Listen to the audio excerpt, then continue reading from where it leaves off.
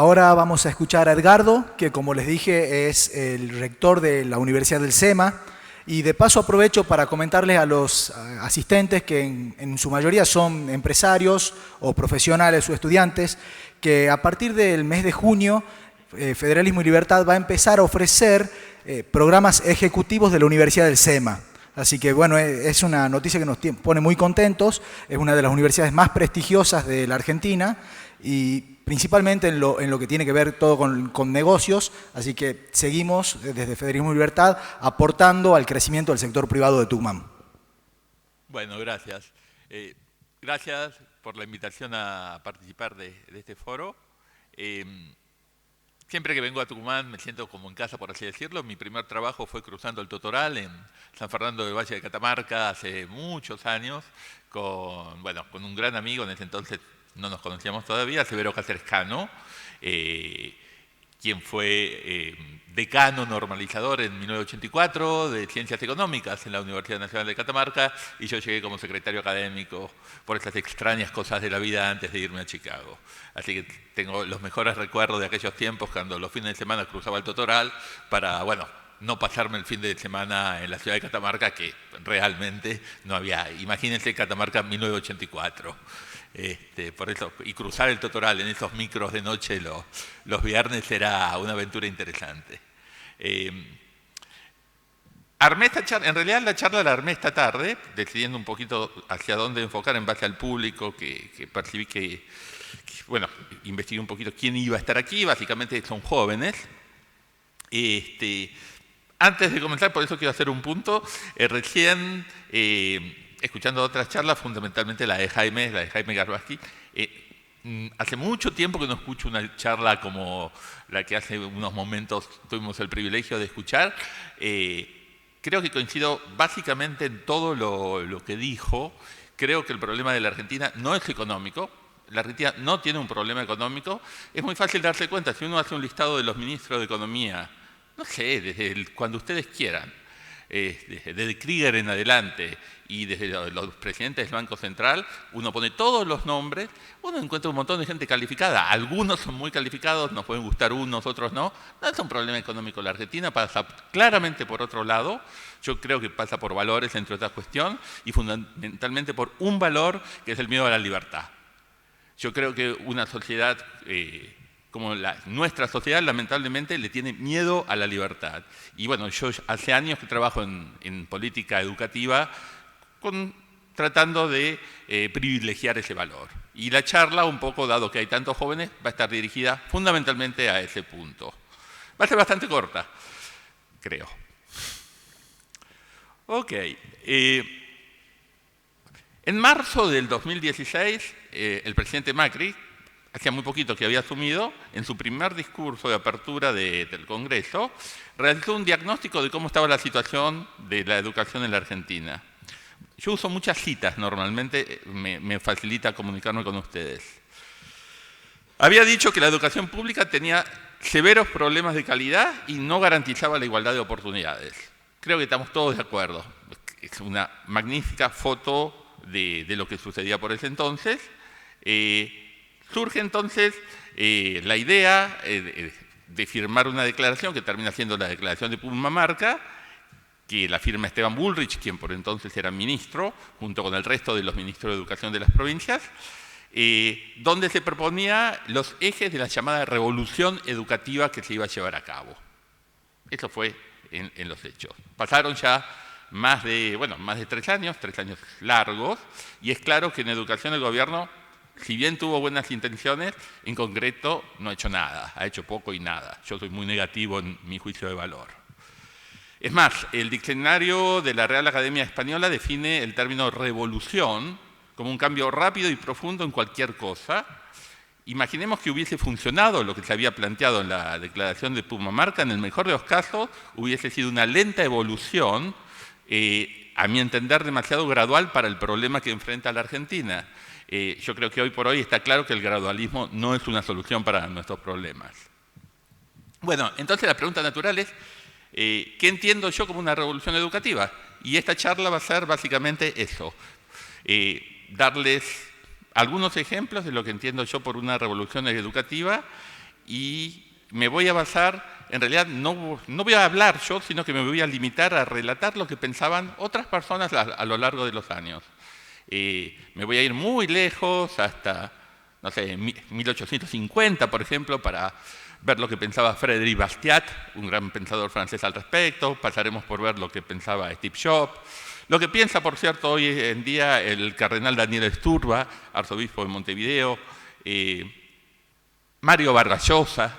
Vamos a ver varias opiniones a lo largo de los tiempos, porque vamos a notar que todos coinciden en un punto, que es el privilegio por la libertad. Ok, empecemos pues. Voy a usar una cita de Vargas Llosa de hace casi 15 años, se las leo y después la comentamos. Él se pregunta respecto a una nota que escribe, que ¿cuántos de esas notas saben que en Suecia funciona desde hace años? Estamos hablando, esto está escrito alrededor del 2005-2006, y con absoluto éxito, el sistema de vouchers escolares para estimular la competencia entre colegios y permitir a los padres de familia una mayor libertad de elección de los planteles donde quieren educar a sus hijos. Y continúa Vargas Llosa. Antes, en Suecia, uno pertenecía obligatoriamente a la escuela de su barrio.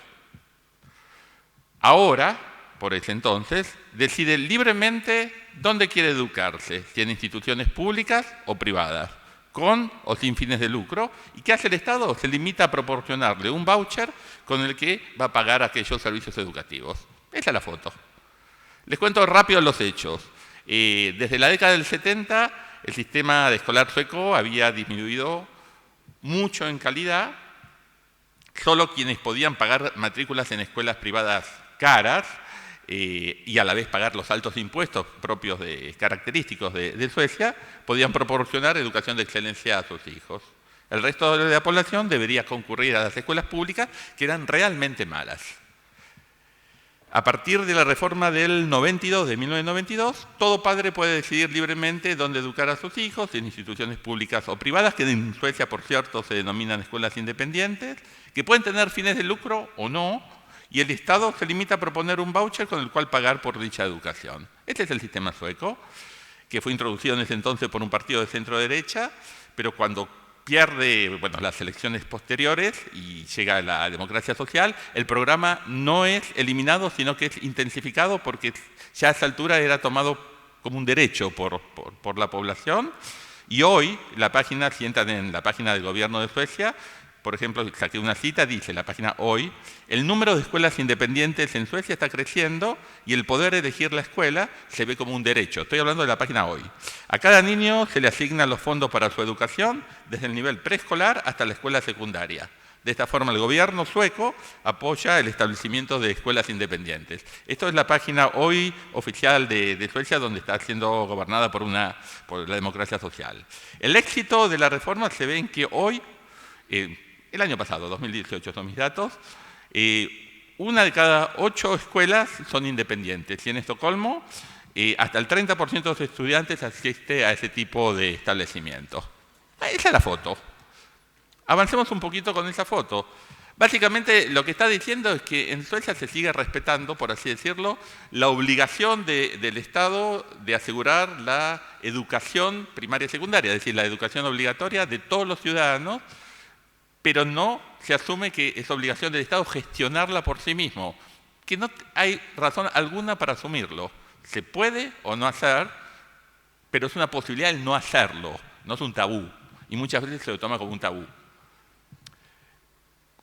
Años después, el ministro de Educación sueco que generó la reforma, que falleció hace relativamente poco, Per Unckel, declara: la educación es demasiado importante como para dejarla en manos de un solo productor. Un solo productor es un monopolio. Estamos hablando del monopolio estatal de la educación. Eso es lo que está diciendo. Y ahora sí me voy para atrás y me voy a 1849. Y en ese entonces encontré un párrafo de Frédéric Bastiat, que era un pensador francés de gran renombre, en un libro, por cierto, que se llama ¿Qué es el dinero?, donde dice, no es un libro, es un ensayo textual, dice: la necesidad más urgente, decía Bastiat en 1849, no es que el Estado deba enseñar, sino que debe permitir la educación. todos los monopolios son detestables, pero el peor de todos es el monopolio de la educación. Estamos hablando, 1849, básicamente está diciendo lo mismo que dijo el ministro sueco 150 años por delante. Voy a seguir con un par de citas más con esta misma lógica, mostrando cómo una idea que en la Argentina es tabú, porque hablar de la posibilidad que el Estado no, por así decirlo, permita gestionar de alguna forma distinta la educación, independientemente de las posibilidades económicas de los chicos, es un tabú. Vamos a una entrevista que le hicieron a Steve Jobs. Dado que hay tantos jóvenes, es un buen candidato para, bueno, para proponerles. En esa entrevista, que se la hace, por cierto, el Instituto Smithsoniano, declara Steve Jobs: al monopolista no tiene por qué importarle prestar un buen servicio. Estamos todos de acuerdo que eso es así. Eso es lo que IBM fue en su día. Obviamente para Steve Jobs, IBM es la imagen del mal, ¿no? Y es sin duda lo que el sistema de educación pública es en la actualidad. Esto lo estaba diciendo Steve Jobs alrededor del año 2002, más o menos. Más aún, agrega Jobs, una cuestión de hecho es que si un padre desea que su hijo estudie en un colegio privado, no podrá utilizar para ello el costo de educar a su hijo en el colegio público, sino que deberá pagar además el precio de la escuela privada. El problema usual, pagar 2 veces por la educación. Y termina diciendo: es claro que ello convierte para muchos padres a la educación pública como la única alternativa factible para la educación de sus hijos, un real monopolio. Está diciendo exactamente lo mismo que el ministro sueco o que Bastiat, bueno, casi 200 años atrás. Avanza un poquito más. En julio del año 2017, el cardenal Daniel Sturla, que es el obispo de Montevideo, el arzobispo de Montevideo, perdón, en una entrevista radial manifestó, voy a hacer una breve síntesis. Lo que la Iglesia trata de proclamar desde hace muchos años en este país, por Uruguay, es que apliquemos el derecho de los padres a elegir la educación que quieren para sus hijos. Todo padre tiene derecho a elegir para la enseñanza de sus hijos los maestros e instituciones que desee. Establece la ley, aclara. Y sigue diciendo: este derecho supondría dar a los padres que tienen dificultades económicas la posibilidad de poder también elegir, del mismo modo que lo hacen los padres que tienen suficientes medios. Implícitamente está hablando de un sistema como vouchers o similar. Estamos diciendo que independientemente de las posibilidades económicas, todo padre debe tener el derecho a elegir qué es lo mejor para sus hijos, no un burócrata del Estado. Esta declaración, para mí, no hace sino reafirmar declaraciones pasadas del cardenal, cito algunas. Por ejemplo, en una entrevista de junio de 2015, Sturla fue todavía, más incisivo. Era una entrevista en televisión, donde le repregunta el cardenal Sturla al periodista dónde mandarían los políticos a estudiar a sus hijos. El periodista le responde: seguro que a centros privados. Por lo cual el cardenal le replica: si es así, ¿por qué no le dan a los pobres lo que le dan ellos a sus hijos? Contundente. Sigo redondeando el tema.